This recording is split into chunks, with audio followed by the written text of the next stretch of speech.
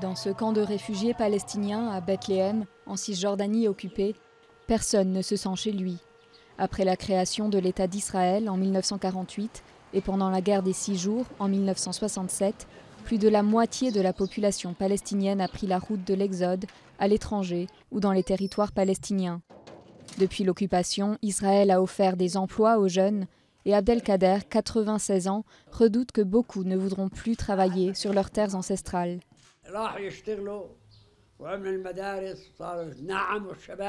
Les gens ont commencé à travailler et à aller à l'école. Ils s'habillaient bien. Certains gagnaient 200 à 300 shekels par jour. Ils étaient contents et ne se préoccupaient pas de leurs terres. Ils ne voulaient pas travailler dur pour cultiver les légumes, le raisin ou les arbres. Le droit au retour des réfugiés est l'un des points les plus épineux du conflit israélo-palestinien. Pour Israël, il est impensable. Pour l'autorité palestinienne, c'est un droit inviolable. Ben Gourion a dit que les vieux mourront et que les jeunes oublieront. Mais non, nous disons à nos enfants qu'ils ne doivent jamais oublier. Les plus âgés leur ont raconté d'où ils viennent et où ils doivent retourner.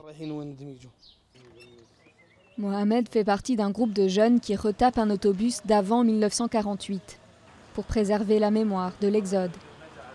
Le bus partait quand il voulait, là où il voulait, sans aucun checkpoint ou obstacle, sans que personne ne demande de pièce d'identité.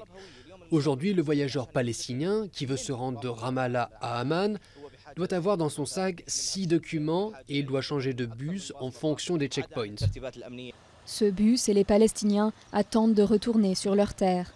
Mais avec des négociations de paix au point mort, le voyage semble perpétuellement reporté.